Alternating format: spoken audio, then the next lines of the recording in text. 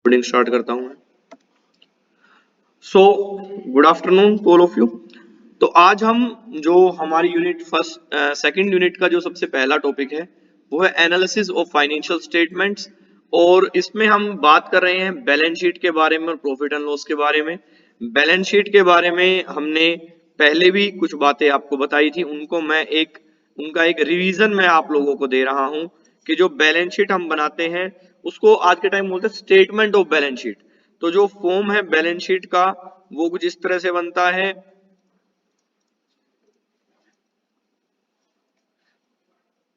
Balance sheet, और जो ये बैलेंस शीट है ये एक वर्टिकल बैलेंस शीट है। दो तरह की, जो लास्ट टाइम हमने कॉर्पोरेट एंटिटीज के लिए, सॉरी नॉन कॉर्पोरेट एंटिटीज के लिए जो बैलेंस शीट देखी थी उसमें आप लोगों ने देखा होगा कि हम टी शेप बनाते थे, एक साइड लाइबिलिटीज एक साइड असेट्स। तो वैसा यहाँ पे नहीं बनता है, यहाँ पे एक तरह से टोटली 3 कॉलम होते हैं। ये हमारा पर्टिकुलर्स के लिए हो जाता है। ये हमारा जो नंबर 1 कॉलम जो होता है वो होता है नोट नंबर, कि जो भी नोट्स गाएंगे वो इस पे जाएंगे। वो जब हम एक रियल की बैलेंस शीट में आपको मारुति सुजुकी की एक फाइनेंशियल स्टेटमेंट्स दिखाऊंगा पूरी और उसकी बैलेंस शीट दिखाऊंगा, तो नोट में हम जाएंगे कि इसका नोट क्या है। ठीक है, यहाँ पे हमारे पास आता है करंट ईयर के जो रुपीज हैं वो सेकंड नंबर का कॉलम ये है, और ये है प्रीवियस ईयर यानी पिछले साल का है। वो क्या है, वैसे जब ऑन एन एवरेज हम जब भी करते हैं तो हम 5 साल का डेटा ले लेते हैं।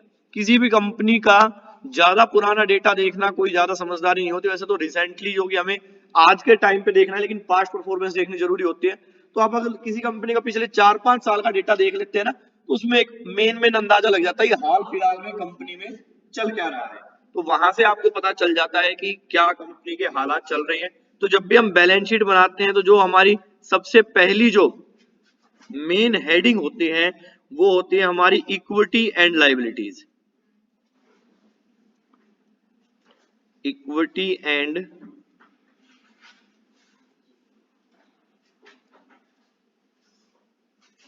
लायबिलिटीज। और इक्विटी एंड लायबिलिटीज में जो सबसे पहली हेडिंग होती है वो होती है share capital. And share capital के अंदर मेनली दो चीजें आती हैं। एक आती है, सॉरी ये आता है शेयर होल्डर्स फंड, मैं गलती लिख गया, शेयर कैपिटल ये होता है शेयर होल्डर्स फंड।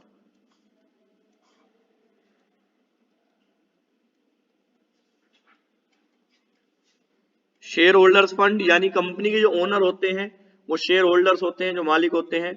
और उनका जो सबसे पहला शेयर होल्डर्स फंड में दो चीजें आती हैं मेनली, एक शेयर कैपिटल और एक रिजर्व एंड सरप्लस। ठीक है, तो शेयर कैपिटल यानी कि कैपिटल से कितना पैसा लिया है, रिजर्व एंड सरप्लस। इसमें एक और चीज आती है money received against share warrants. वो रियलिटी में कभी आपको ज्यादा देखने को मिलेगी नहीं। अभी समझ लो एक अच्छी बैलेंस शीट में रिजर्व एंड सरप्लस इंक्रीज होना चाहिए। जब भी आप थ्रू आउट देखोगे ना, मान लो आपने 5 साल का एनालिसिस देखा, अगर रिजर्व एंड सरप्लस लगातार बढ़ता जा रहा है तो समझ लो कंपनी की जो सिचुएशन है वो ठीक है। हमेशा ध्यान रखो, अगर मान लो तुमने एक्स कंपनी देखा, उसका रिजर्व एंड सरप्लस आज के दिन है 2000 करोड़, और एक वाई कंपनी है उसका रिजर्व एंड सरप्लस आज के दिन है 10,000 करोड़। ये एक्स का है, ये वाई का है, बताओ कौन सी कंपनी अच्छी। ठीक है, अब मान लो मैं ये कहूं कि वाई का रिजर्व एंड सरप्लस इससे पहले 15,000 करोड़ था, उससे पहले 20,000 करोड़ था, उससे पहले 50,000 करोड़ था। और एक्स का रिजर्व एंड सरप्लस उससे पहले 1,000 करोड़ था, उससे पहले 500 करोड़ था, उससे पहले 200 करोड़ था। अब एक्स, तो आपको हमेशा ये देखना है कि प्रीवियस पीछे के दौरान में कंपनी का रिजर्व एंड सरप्लस बढ़ रहा है या नहीं बढ़ रहा।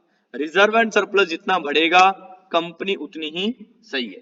ठीक है ना, reserve and surplus direct reflect करता है आपकी प्रॉफिटेबिलिटी को, प्रॉफिट सिचुएशन को। शेयर कैपिटल, शेयर कैपिटल एक अच्छी कंपनी की कांस्टेंट रहनी चाहिए। ठीक है, बढ़नी ज्यादा नहीं चाहिए, कांस्टेंट रहनी चाहिए। रिजर्व एंड सरप्लस बढ़ना चाहिए। अगर ये दो साइन आपको किसी कंपनी में दिखाई देते हैं तो वो कंपनी को हम कैसा मानेंगे, अच्छा मानेंगे, सही मानेंगे। अच्छा, अगला इसमें आता है, एक इसमें अलग कॉलम बनता है share application pending on allotment. ये भी कभी रियलिटी में काम आता नहीं। तो अगला आता है आपका नॉन करंट लायबिलिटीज।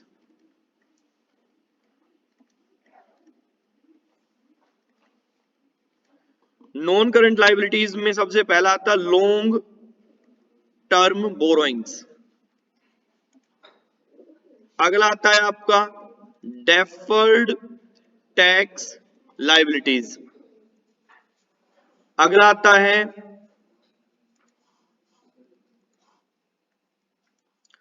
आता है इसमें other long term liabilities, and आगे आता है लॉन्ग टर्म प्रोविजंस। अगर आपको बेसिकली किसी भी कंपनी का देखना है तो जो लॉन्ग टर्म बोरोइंग्स है ना, इसे हम प्यार से बोलते हैं डेट। तो आप ये देखो, डेट जिस भी कंपनी का कम हो रहा हो वो अच्छी है। आपको देखना है लॉन्ग टर्म लाइबिलिटीज यानी non current liabilities. Non current liabilities किसी भी कंपनी की डाउन साइड में होनी चाहिए। तो अगर मान लो मैं आपको कहूं कि बेटा बैलेंस शीट का एनालिसिस करना है, तो आपको एक अच्छी balance sheet, good balance sheet की 3 चीजें आपको ध्यान में देनी है। सबसे पहला क्या, कि जो शेयर कैपिटल है उसकी जो वैल्यू है वो क्या रहनी चाहिए, कांस्टेंट। ठीक है। नंबर सेकंड सबसे इंपॉर्टेंट, रिजर्व एंड सरप्लस क्या होने चाहिए, इंक्रीज। एंड नंबर थर्ड, जो आपकी डेट है, जो लॉन्ग टर्म लाइबिलिटीज है, वो क्या होने चाहिए, कम होने चाहिए, यानी वो टाइम टू टाइम डिक्रीज होने चाहिए। ये 3 सिचुएशन जहां आपको देखने को मिलती है उसको हम बोलते हैं एक अच्छी बैलेंस शीट। तो कल अगर मैं आपको कहूंगी बेटा टाटा की बैलेंस शीट देखो, तो आपको 3 ही चीजें पकड़नी है उसमें। ठीक है ना, आपको देखना उसकी शेयर कैपिटल के क्या हालात हैं, आपको रिजर्व एंड सरप्लस के क्या हालात हैं, उसके डेट के क्या हालात हैं, और उसके बेस पे आप पता लगाएंगे कि टाटा की बैलेंस शीट कैसी है एब्सोल्यूट फॉर्म में अपने आप में। और अगर टाटा को आपको कंपैरिजन करना है Hyundai मोटर्स से या मान लीजिए महिंद्रा एंड महिंद्रा से, तो आप इंक्रीज में देखें किसका ज्यादा बढ़ रहा है। ठीक है ना, या एक साल ऐसा तो नहीं इंक्रीज हुआ डिक्रीज हुआ इंक्रीज हुआ डिक्रीज हुआ, उसमें ग्रोथ नहीं है। ठीक है ना, और इनमें भी सबसे इंपॉर्टेंट है बेटा रिजर्व एंड सरप्लस। देखो एक और बात, ये सबसे मतलब एक बिल्कुल एक बेसिक मैंने आपको बताया है। ऐसा नहीं है कि कोई कंपनी है उसमें बेटा डिटेल में भी जाना पड़ता है, रिजर्व एंड सरप्लस बढ़ रहा है तो क्यों बढ़ रहा है। मान लो कोई कंपनी में शेयर कैपिटल बढ़ गई, तुमको अरे अरे अरे तो बढ़ गई तो बेकार है, ऐसा नहीं है। ये एक जस्ट मैंने कहा अदर थिंग्स, अगर आगे भी डिटेल में करना होता है, लेकिन अगर और सब कुछ समझ में ना आए तो ये 3 चीजें आप देख सकते हैं। डेट है वो कम होना चाहिए। देखो इसमें बेसिक सा कोई साइंस नहीं है भाई, जो आप मालिकों से पैसा ले रहे हो, आपने मालिकों से और पैसा नहीं लगाया। प्रॉफिट आपका, रिजर्व एंड सरप्लस का मतलब प्रॉफिट आपका बढ़ रहा है, और जो आपकी देनदारी है वो आप चुका रहे हैं, इसका मतलब आपकी कंपनी सही पोजीशन में। तो कल को बैलेंस शीट तो बहुत देखने को मिलेगी, कुछ भी समझ में ना आए तो 3 चीजें आपको बेसिकली पकड़नी है। ठीक है, तो हम यहां पे आ जाते हैं। मैं आपको बता रहा था नॉन करंट लाइबिलिटीज के बारे में। Third, current liabilities. Current liabilities आती है हमारे पास बैलेंस शीट में। करंट लाइबिलिटीज में बेटा सबसे पहला आता है शॉर्ट टर्म बोरोइंग्स। इसका कोई ज्यादा इंपैक्ट होता नहीं है बिजनेस की लॉन्ग टर्म पोजीशन पे, इसको हम नहीं देखते हैं। ठीक है, फिर आता है आपका ट्रेड पेबल्स, कि आपके ट्रेड पेबल्स कितने हैं। फिर आता है आपका अदर करंट लाइबिलिटीज, जो अदर करंट लाइबिलिटीज है वो कितनी है। और फिर आता है फाइनली आपका शॉर्ट टर्म प्रोविजन। ठीक है, तो ये आते हैं करंट लाइबिलिटीज में। डिसीजन मेकिंग के हिसाब से करंट लाइबिलिटीज हमारे लिए उतनी इंपॉर्टेंट नहीं है। ध्यान रखो, जब भी हम बैलेंस शीट को एनालिसिस करेंगे हम लॉन्ग टर्म बोरोइंग और लॉन्ग टर्म डेट को ज्यादा फोकस में, ज्यादा ध्यान में रखेंगे। क्लियर है बात। तो जब भी आप बैलेंस शीट, यहां पे बैलेंस शीट का लाइबिलिटी साइड खत्म होती है, तो जब भी आप बैलेंस शीट की लाइबिलिटी साइड देखेंगे तो आपको कौन कौन सी 3 चीजें देखनी है। सर एक बैलेंस शीट का कलर कैसा है, एक हमें देखना है फॉन्ट कैसा है, और एक हमें देखना है कि गैप कितना दे रखा है अक्षरों के बीच में। ठीक है, क्या देखना है बेटा बैलेंस शीट में, share capital, reserve and surplus and debt. भाई इतने समझदार बच्चे पाके मैं धन्य हो गया। अगला असेट्स, ये लाइबिलिटी साइड पूरी हुई। अगली हम किस पे आ रहे हैं, असेट्स पे, ये पहले भी मैं करवा चुका हूं, अभी भी। असेट्स में बेटा सबसे जो पहला आता है वो आता है नॉन करंट असेट्स यानी फिक्स असेट्स। ठीक है, नॉन करंट असेट्स में सबसे पहला है हमारे पास फिक्स असेट्स, और फिक्स असेट्स में भी टेंजिबल असेट्स, इंटेंजिबल असेट्स, उसके बाद CV capital work in progress and intangible assets work in progress. कुल मिला के आपको क्या देखना है, क्या हमारी फिक्स असेट्स इंक्रीज कर रही हैं? अगर हमारी फिक्स असेट्स इंक्रीज कर रही है तो इसका साइन ये है कि हमारी कंपनी कहीं ना कहीं बढ़ रही है, हमारी कंपनी अपना एक्सपेंशन कर रही है, नए प्रोजेक्ट्स में इन्वेस्ट कर रही है, इसी वजह से उनकी फिक्स असेट्स इंक्रीज कर रही है। और अगर फिक्स असेट्स कम हो रही हो तो देखना पड़ेगा कि कम क्यों हो रही है। एक तो कम ऐसे हो रही है कंपनी के पास कोई लैंड थी और कंपनी ने वो बेच दी, एक ऐसे कम हो रही है कंपनी के पास कोई एक बहुत बड़ा प्लांट था और कंपनी से चल नहीं रहा एंड देन बेच के निकल रही है। तो अगर कंपनी की फिक्स असेट्स कम हो रही हो तो प्राइम ऑफेसी में ये चीज सही नहीं है। फिक्स असेट्स आपकी क्या होनी चाहिए, इंक्रीज करनी चाहिए, तो वो सही है। इंक्रीज भी ना करे, कांस्टेंट भी रहे तो भी सही है। डिक्रीज में आपको देखना पड़ेगा कि ये कम क्यों। ठीक है, अगला नॉन करंट इन्वेस्टमेंट।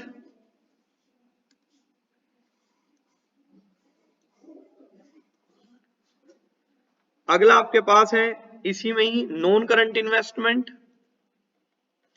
ये हम नहीं देखते हैं, इसको देखने का कोई इतना ज्यादा वो नहीं है। अगला डेफर्ड टैक्स असेट्स, ये कोई ज्यादा इंपॉर्टेंट नहीं है। अगला long term loan and advance, ये कोई ज्यादा इंपॉर्टेंट चीज नहीं है।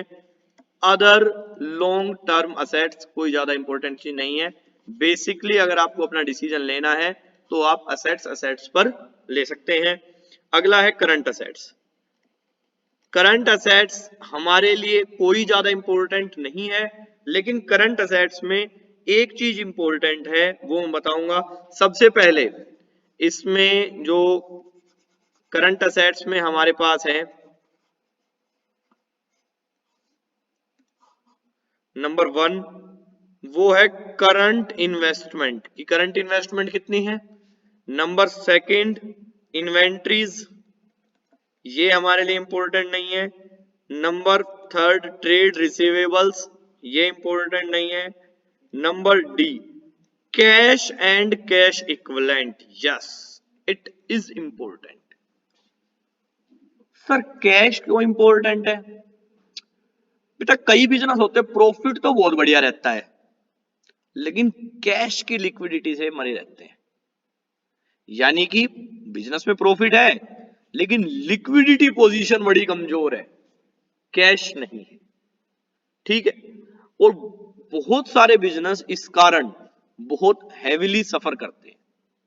ठीक है ना, जैसे आज के टाइम में तो खैर वो धंधा बंद हो लिया। प्रॉपर्टी डीलर्स जो पहले होते थे ना, उनके पास प्रॉपर्टी खूब होती थी, इनकम भी खूब होती थी, लेकिन कैश की कमी रहती थी। ठीक है ना, मैं खुद ऐसे बहुत सारे मतलब कि हमारे नॉन में जो है बिजनेस कर रहे हैं जिनके पास बढ़िया चल रहा है, बढ़िया कुछ है, लेकिन कैश की शॉर्टेज रहती है। क्योंकि प्रॉफिट और कैश का डायरेक्ट रिलेशन नहीं है, कैश अलग चलता है, प्रॉफिट अलग चलता है। ठीक है, आज के टाइम में अच्छा आप लोगों के घर में अभी वो पीएनजी कनेक्शन पहुंचा होगा। ठीक है ना, जो गैस का कनेक्शन है अभी घर घर में पहुंच रहा है, तो पहुंचा होगा तो आप देखा होगा मीटर जो है प्रीपेड है वो सारे, यानी आप पहले रिचार्ज कराओ फिर गैस यूज करो। अच्छा यही कंपनी इंद्रप्रस्थ आईजीएल जब दिल्ली में गैस लेके आए तो पोस्ट पेड मीटर थे सारे। यानी क्या होता था, पहले आप बिजली की तरह यूज करो, उसके बाद बिल आएगा, बिल पे कर दो। उसमें क्या होता है, उसमें कैश की शॉर्टेज बनती है कंपनी के पास, इसलिए कंपनी आप सब प्रीपेड पे आने लग गई। तो इसलिए वो कैश एंड कैश इक्विवेलेंट, तो कैश एंड कैश इक्विवेलेंट की पोजीशन आपके पास अच्छी होनी चाहिए। Cash and cash equivalent sufficient होना चाहिए। इसमें मैं ये नहीं कह रहा बढ़ना चाहिए, लेकिन ये सफिशिएंट इसका अमाउंट होना चाहिए। ये क्यों जरूरी है भाई, मैंने बिजनेस में पैसा लगा दिया, बिजनेस डिविडेंड कैश में पे आउट कर पाएगा नहीं, पे आउट कर पाएगा। डिविडेंड देखो किसी भी फॉर्म में दिए जा सकते हैं, कंपनी बोनस शेयर इशू कर सकती है, कंपनी और तरह से डिविडेंड दे सकती है, लेकिन मुझे चाहिए कैश, हार्ड कैश। तो कैश में डिविडेंड पे हो सकता है, नहीं हो सकता, इसलिए कैश एंड कैश इक्विवेलेंट थोड़ा सा इंपॉर्टेंट है, देखोगे तो ठीक है, नहीं तो कोई दिक्कत नहीं। अगला short term loan and advance, ये कोई इतना ज्यादा जरूरी नहीं है। और अगला अदर करंट असेट्स, ये कोई इतना ज्यादा जरूरी नहीं है। तो ये पूरी बैलेंस शीट है। अब बात ये है कि इस पूरी बैलेंस शीट से मैं आप लोगों को दो चीजें समझा रहा हूं। Number one, examination point of view से जब आप अपने एग्जाम में राइट अप करेंगे तो क्या इंपॉर्टेंट है, तो बेटा बैलेंस शीट का जो फॉर्मेट है ना, ये पूछा जा सकता है, तो आपको ये लिख के आना पड़ेगा।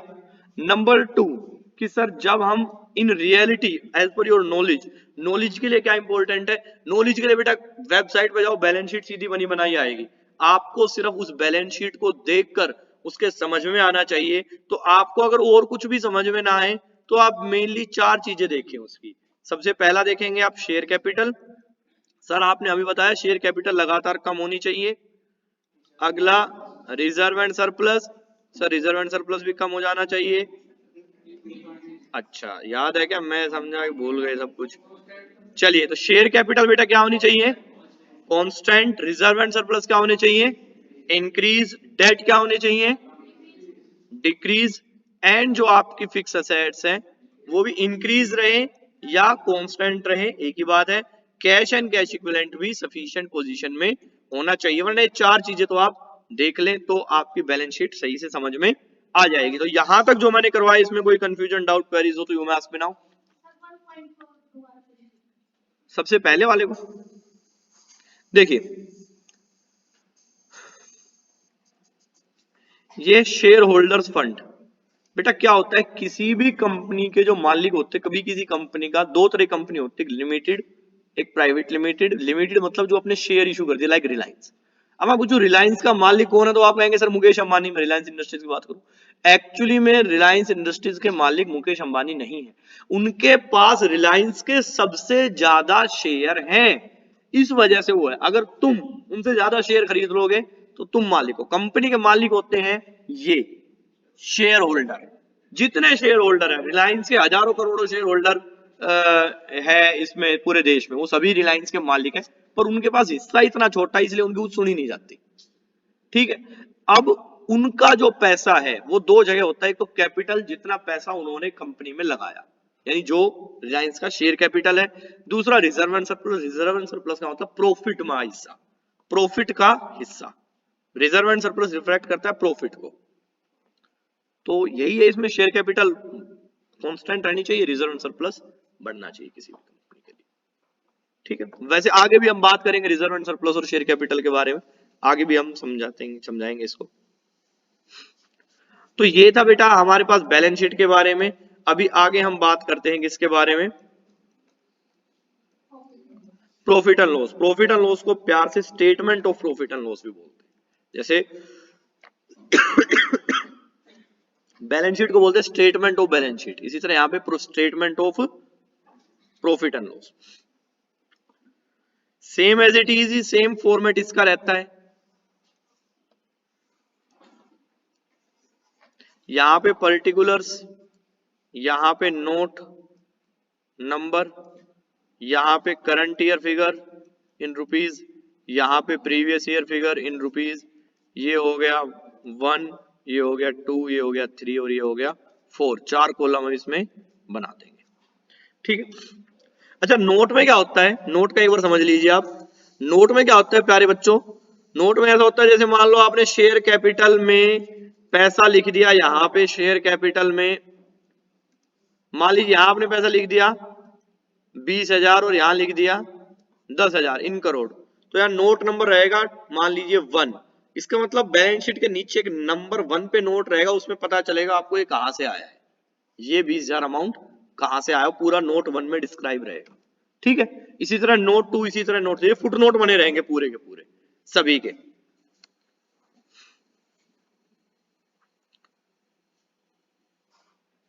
ये मैं आपको ज्यादा अकाउंटिंग टर्म पे लेके नहीं जा रहा हूं, वरना नोट नंबर भी सबके फिक्स है, ये इस नोट में होना चाहिए, इस नोट में होना चाहिए, वो भी सभी के फिक्स है, उसी का अकॉर्डिंग बनाना पड़ता है। लेकिन वो हमारे लिए एज एमबीए वो इतनी काम की चीज नहीं है। हाँ, कॉमर्स में वो इंपॉर्टेंट चीज है कि नोट नंबर आपको सारा पता होना चाहिए, यहाँ इतना कोई इंपॉर्टेंट चीज नहीं। तो सबसे पहले जब भी हम बैलेंस शीट बनाते हैं तो सबसे पहला जो कॉलम होता है हमारा वो होता है रेवेन्यू फ्रॉम ऑपरेशन।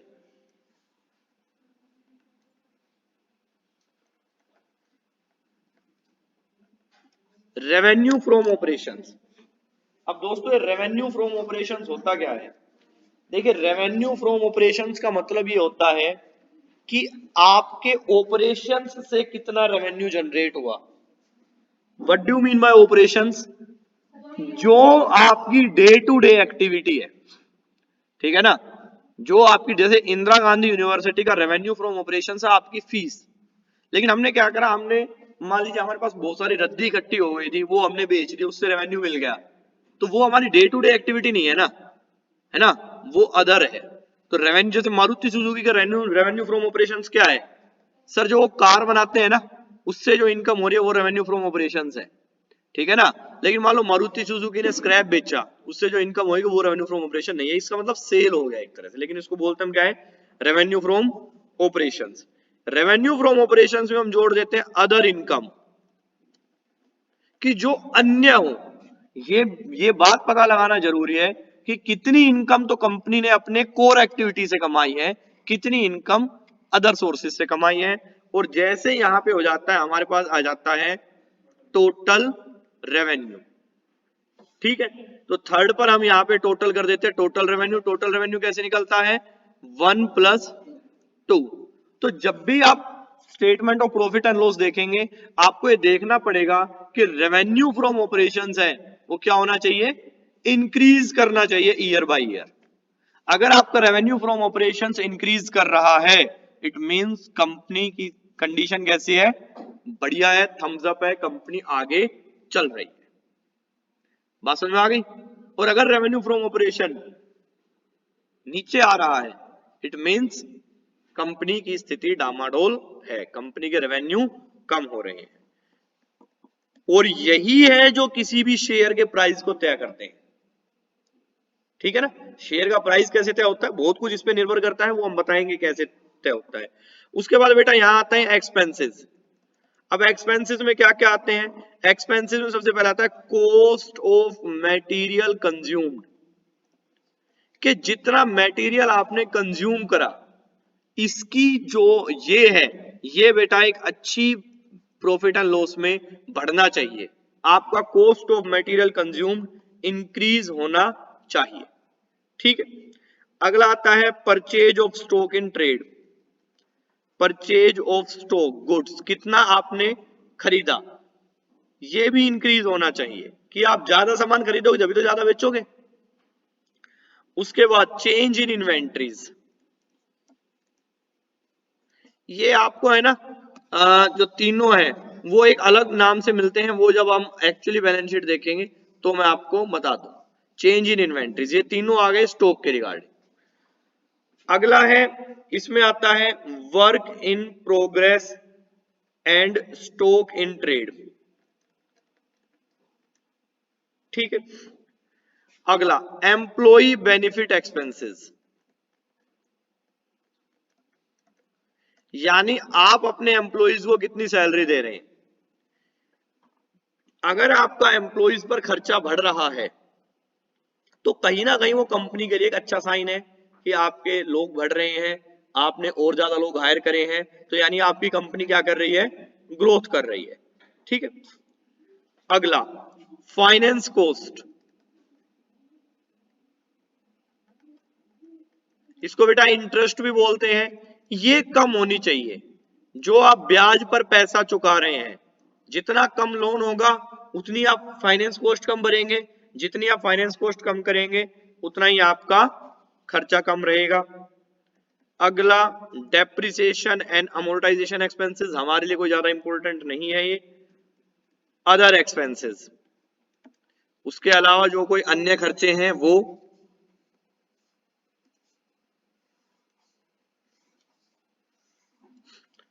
और अब यहां पे हमारे पास आ जाता है टोटल एक्सपेंसेस। अब हम क्या करते हैं, अब हम निकालते हैं profit before exceptional and extra ordinary item. Profit ये निकलता है हमारा 5th नंबर पर, before exceptional and extra ordinary items. सबसे पहला हमारा ये ही निकलता है जब हम बेटा थर्ड में से फोर को लेस कर देते हैं। रेवेन्यू में से जैसे आपने एक्सपेंसेस को लेस करा, आपके पास आ जाता है profit before exceptional and extra ordinary item. आज के लिए इतना ही है एएफएम के लेक्चर में। आगे जो ये क्या होता है, इसके आगे हम कैसे पूरा ईपीएस तक चलते हैं, वो हम देखेंगे अपने नेक्स्ट यानी कल के लेक्चर में।